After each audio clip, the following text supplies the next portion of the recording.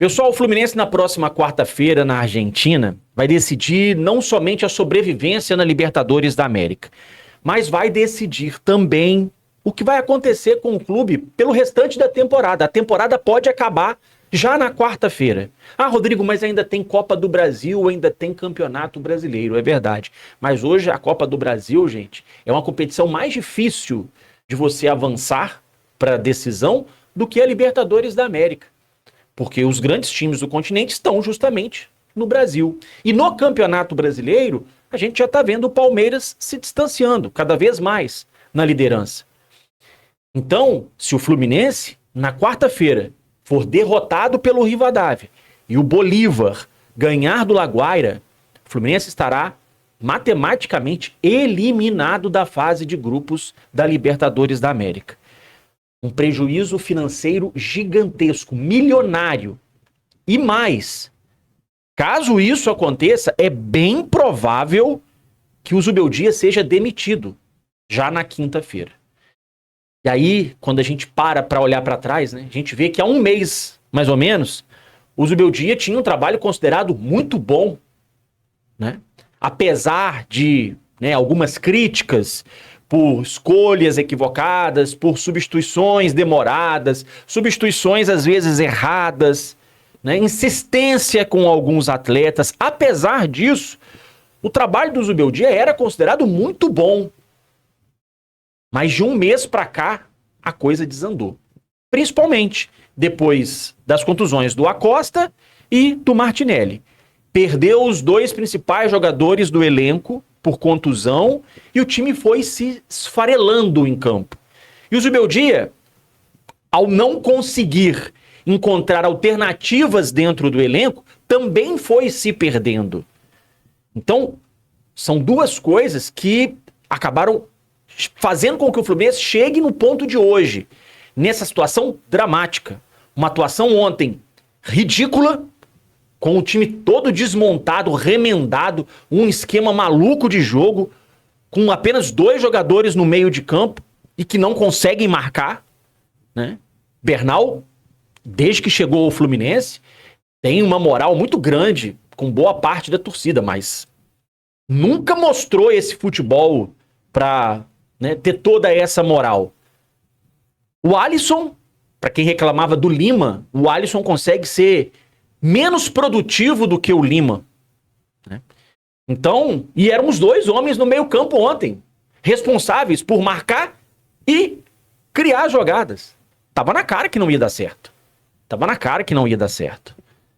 O Zubeldia mesmo chegou a dizer na coletiva ontem, depois do jogo, que montou o time que deu para montar. É o que sobrou para ele, é o que ele tinha à disposição.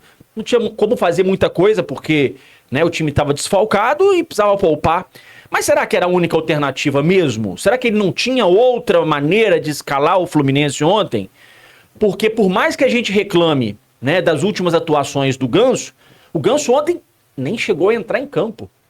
O Fluminense precisando de um armador e o Ganso não entrou em campo. Riquelme também estava no banco. Ah, mas o Riquelme, ele vai bem em um jogo, vai mal em outro. Claro, é um jogador em formação. Se até os veteranos oscilam, por que um garoto de 18 anos não vai oscilar? Da última vez que ele entrou bem contra o Santos. Por que não entrou ontem? Então, o Zubeldia, ele tinha, né, outras alternativas. Poderia ter escalado 2 atacantes ao invés de 3. Pra quê? O Canóbio já não oferece nada mesmo. Que escalasse 2 atacantes, deixasse o John Kennedy e o Rodrigo Castilho no ataque, recuasse o Soteldo para fazer essa função do meia, porque ele já fez isso em outros clubes onde ele jogou. Ele tinha outras opções. Mas a insistência, por exemplo, com o Canóbio, que não tem produzido rigorosamente nada, é impressionante. E aí no segundo tempo ele tira o Canóbio e coloca o Serna, que tem produzido menos ainda que o Canóbio. Riquelme estava no banco. Samuel Xavier foi titular. Samuel Xavier faz uma temporada péssima, apática. Por que não dá oportunidade pro garoto Júlio Fidelis? Estava no banco. Por que o Wesley Nathan serviu para entrar na fogueira num jogo da Libertadores contra o Rivadavia no Maracanã quando estava perdendo e nem é relacionado para um jogo como esse, quando o Fluminense precisava de outras opções? Então o Zubeldia tinha, sim, outras alternativas. Se iria dar certo, aí, meu amigo, aí é outra história. É claro que ser, né, engenheiro de obra pronta, chegar aqui e criticar algo que já foi feito, né, é muito fácil. Eu concordo. Mas vamos combinar. Quem é pago para encontrar soluções é o Zubeldia. É ele que tem que encontrar soluções quando você está desfalcado dos seus principais jogadores. Vamos lembrar uma coisa aqui importante. Se o Fluminense hoje tem poucas opções, é porque na janela de transferências, o Fluminense negociou, liberou vários jogadores. Eu cantei a pedra aqui mais de uma vez. Gente, o Fluminense liberou muito mais do que um time, quase 2 times, né, entre jogadores que eram aproveitados e outros que não eram. O Fluminense liberou quase 16, 17 jogadores que o Fluminense negociou, liberou na janela. E trouxe só 6. Trouxe só 6. O Fluminense negociou, né, emprestou o Lescano, emprestou o Lavega, emprestou o Santi Moreno, emprestou o Lima. Esses 4 jogadores poderiam ter ajudado ontem. O Lescano poderia ter jogado no meio, o Lavega poderia ter sido aproveitado nas pontas. Fez alguns gols já pelo Curitiba. O Santi Moreno foi emprestado para os Estados Unidos. O Lima tá lá no futebol mexicano. Entre Lima e Alisson, vocês estão vendo alguma diferença? Porque saiu o Lima, entrou o Alisson. Eu acho que o Lima ainda era mais útil do que o Alisson. Então, e o Alisson foi pedido do treinador. O Alisson foi um pedido do treinador. Então, faltam opções para o Zubeldia? Faltam. Mas por culpa do Zubeldia, né, que de certa forma se mostrou conformado com esse movimento de enxugar o elenco, porque eu não vi o Zubeldia reclamar em nenhum momento de falta de opções. Eu não vi. Publicamente, não. Se reclamou, foi internamente, né? E por culpa, não só do Zubeldia, que se mostrou conformado, mas por culpa da direção que fez esse movimento, né, de negociar, liberar, emprestar, e foi enxugando elenco, e não trouxe peças. Não trouxe. O Acosta não tem um reserva. Porque o reserva do Acosta, teoricamente, seria o Ganso, que ontem não jogou. O Martinelli não tem reserva, porque o reserva do Martinelli seria o Bernal, que teve um bom momento apenas no início desse ano, antes da lesão. Depois que voltou da lesão, o Bernal tem sido um jogador que tem atrapalhado o time. Foi expulso no meio de semana na Libertadores. Ontem errou passes de 2, 3 metros, ligando inclusive o contra-ataque do Internacional. Me lembro do Zubeldia, no início do ano, dizer que com tantas saídas do elenco, né, e poucas chegadas, se fosse necessário, ele buscaria jogadores na base. Mas cadê a base? Cadê a base do Fluminense no time do Zubeldia? O problema, gente, é que a base, quando o Zubeldia fala vamos buscar na base, o problema é que quando você olha para a base, é difícil encontrar, né, muitas opções. Pelo contrário, cada ano que passa, a base tem fornecido menos atletas para o profissional do Fluminense. Vai lá olhar os jogos do Sub-20 no Campeonato Brasileiro. Vocês já assistiram os jogos do Sub-20? Tem algum jogador ali que você fala assim, ó, esse aqui serve para o time principal, esse aqui pode subir agora. Tem algum? Assistam os jogos. Nesse momento, o Sub-20 está brigando para não ser rebaixado no Campeonato Brasileiro da categoria, porque a partir desse ano tem rebaixamento no Campeonato Brasileiro Sub-20. Hoje, da base, você pode dizer que a gente tem como opção o Júlio Fidelis, o Wesley Natan, o Riquelme e só. Tinha o Matheus Reis, mas está machucado. Provavelmente só volta o ano que vem. Só. Mas o Júlio Fidelis há quanto tempo não entra no time? O Wesley Natan entrou só uma vez, né, na fogueira, faltando ali 8 minutos para acabar o jogo contra o Rivadavia. O Wesley Natan poderia ter jogado ontem, não estava nem no banco, não era nem opção, nem foi relacionado. Eu vou dizer para vocês, eu ontem, entre Samuel Xavier e Júlio Fidelis, eu escolheria o Júlio Fidelis. Entre Serna e o Wesley Natan, eu escolheria o Wesley Natan. Entre Canóbio e Riquelme, escolheria o Riquelme. Mesmo que eles entrassem em campo e não fossem bem, pelo menos são jogadores que mostram, né, mais vontade em campo. Porque o lance do Serna, que ele perde um gol cara a cara com o goleiro, foi de pura displicência. Não foi só falta de pontaria, falta de técnica. Ele foi displicente no lance. Foi totalmente displicente. Porque o Serna já acertou gols muito mais difíceis do que aquele de ontem. Que aquele de ontem foi fácil. Vamos lembrar aqui de um gol do Serna contra o Atlético Mineiro no Mineirão, em 2024. Ele dá uma arrancada lá do meio do campo. Faz um golaço. Dribla ainda o zagueiro, marca um golaço. Contra o Palmeiras no Allianz Parque, o jogo que salvou a gente do rebaixamento 2024. Outro golaço do Serna.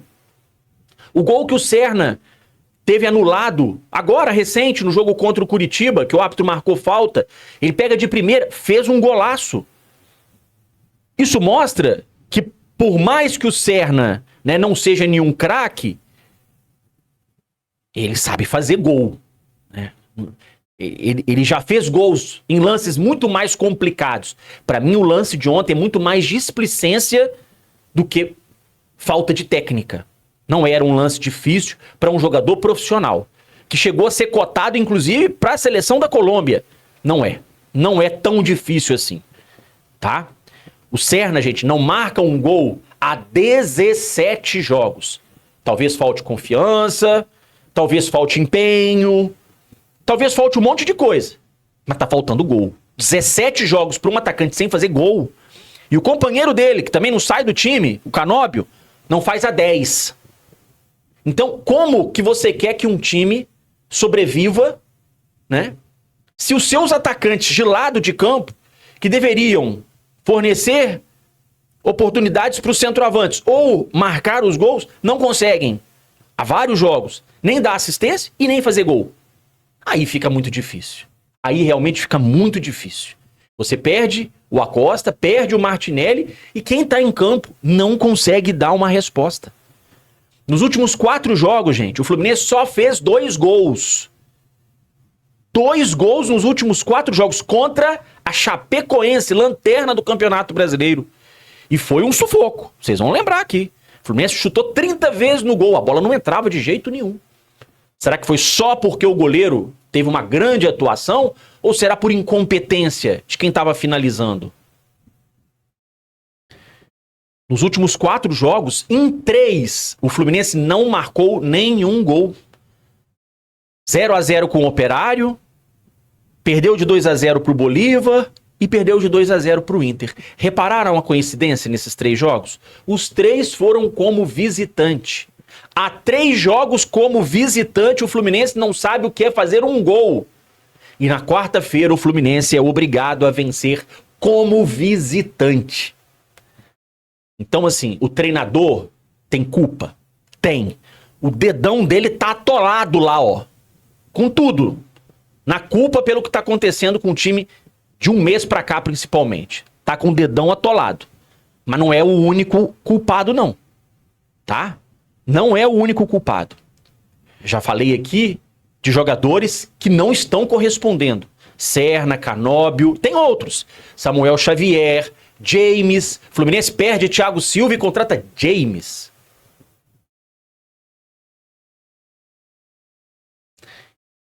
Mas, vamos lá. Jogadores têm culpa, treinador tem culpa e a direção tem a sua parcela de responsabilidade, que é grande também. É grande também, porque enxugaram o elenco e não trouxeram reposição. E as peças que trouxeram não estão dando resultado. Tirando o Savarino, né? Tirando o Savarino, qual outro jogador que você fala assim, esse cara tá jogando muita bola? Porque até o Guilherme Arana, que começou bem, ontem fez uma atuação pavorosa. Pavorosa. Rodrigo Castilho custou 13 milhões de dólares, maior contratação da história do Fluminense. Um atacante que não consegue ser decisivo. Um atacante que não consegue dominar uma bola. Que quando é pra chutar, toca. Quando é pra tocar, chuta. Que toma decisões erradas.